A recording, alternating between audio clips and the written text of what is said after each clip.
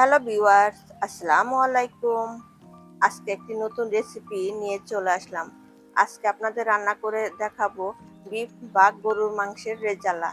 এভাবে রেজালা রান্না করে খেতে কিন্তু দুর্দান্ত হয়। যে কোনো উৎসব আয়োজনে আপনারা এই রেসিপিটা করতে পারেন।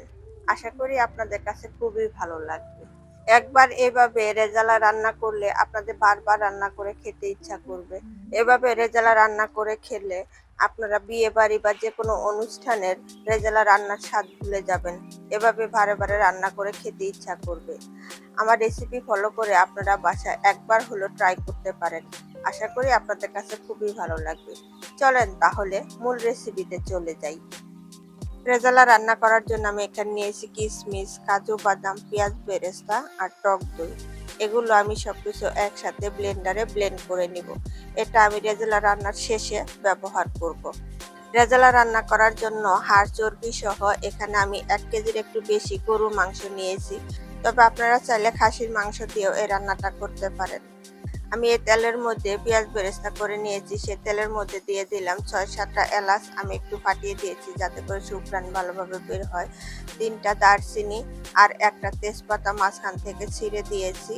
4টা লবঙ্গ, একটা কালো এলাচ আমি একটু থেতো করে নিয়েছি। এখন আমি এগুলো একটু সময় তেলের মধ্যে ভেজে নিব।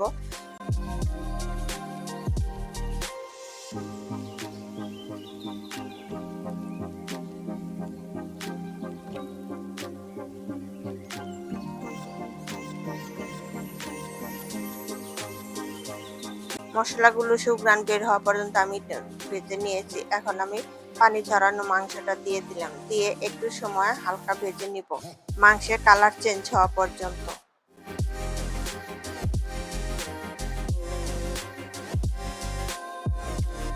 দেখেন মাংসের কালার কিন্তু অনেকটা চেঞ্জ হয়ে গিয়েছে। আর একটু সময় আমি ভেজে নিব।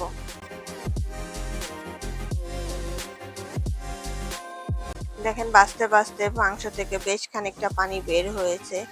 এখন আমি আর ভাজবো না। এর মধ্যে আমি এখন মশলাগুলো দিয়ে দিব। দিয়ে দিলাম 1.5 টেবিল চামচ রসুন বাটা, 3 টেবিল চামচ আদা বাটা, 1.5 টেবিল চামচ জিরা বাটা। মশলার কাঁচা গন্ধ যাওয়া পর্যন্ত আমি একটু সময় ভেজে নিব।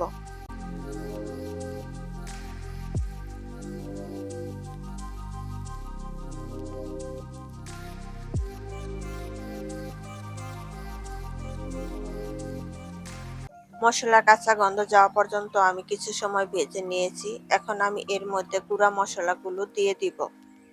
1.5 টেবিল চামচ মরিচের গুঁড়া, তবে ঝালের পরিমাণ আপনারা আপনাদের পছন্দ মতো বাড়িয়ে বা কমিয়ে নিতে পারেন। 1 টেবিল চামচ ধনিয়ার গুঁড়া, স্বাদ মতো লবণ, হাফ চা চামচ সাদা গোলমরিচের গুঁড়া, হাফ চা চামচ জায়ফল আর জয়িত্রীর গুঁড়া। এখন আমি সবকিছু ভালোভাবে নাড়াচাড়া করে মিশিয়ে দিয়ে কষিয়ে নিব।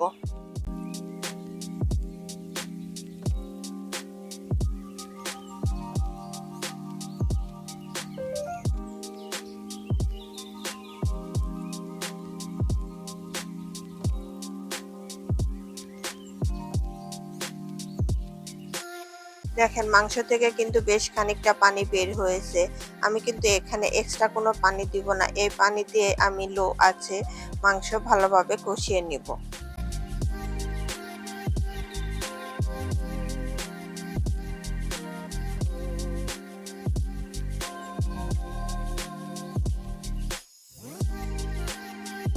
ঢাকনা খুলে আমি বারে বারে নাড়াচাড়া করে দিয়ে আমি ভালোভাবে মাংস কষিয়ে নিয়েছি।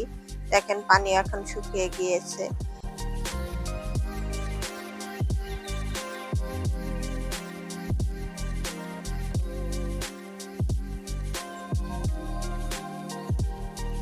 এখন আমি এর মধ্যে দিয়ে দিলাম 1 কাপ দুধ। তবে আপনারা চাইলে কিন্তু এখানে পানিও দিতে পারেন। তবে দুধ দিলে টেস্টটা আরো বেশি ভালো হয়। এখন আমি নাড়াচাড়া করে মিশিয়ে দিয়ে ঢাকনা দিয়ে ঢেকে একদম লো হিটে মাংস সিদ্ধ হওয়া পর্যন্ত রান্না করে নিব।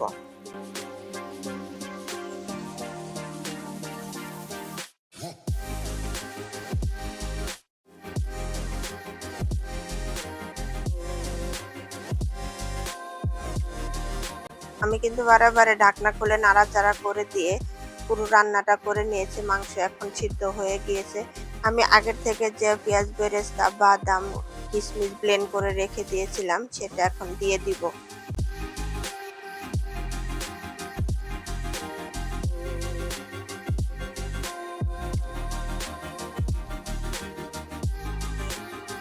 এখন নাড়াচাড়া করে দিয়ে মাংসের সাথে ভালোভাবে মিশিয়ে দিব।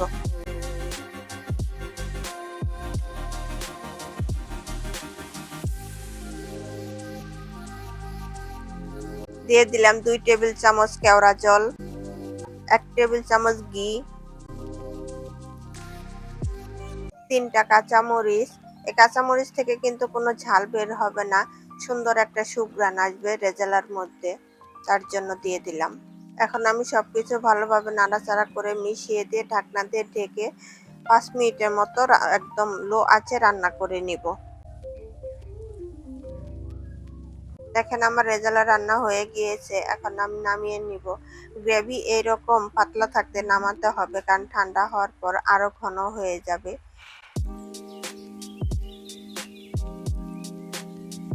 দেখেন আমার রান্না শেষ হয়ে গিয়েছে, দেখতে কতটা লোভনীয় লাগছে, খেতে কিন্তু দুর্দান্ত হয়েছিল। আমার রেসিপি ফলো করে আপনারা বাসায় একবার হলেও এভাবে রান্না করতে পারেন। এভাবে রান্না করে আপনি যাকে খাওয়াবেন সে কিন্তু আপনার রান্নার খুবই প্রশংসা করবে। আমার রেসিপিগুলো যদি আপনাদের কাছে ভালো লেগে থাকে তাহলে অবশ্যই আমার চ্যানেলটিকে সাবস্ক্রাইব করে দিবেন এবং পাশে থাকা বেল আইকনটিতে ক্লিক করবেন, যাতে আমার সকল ভিডিও নোটিফিকেশন সবার আগে আপনার কাছে পৌঁছে যায়।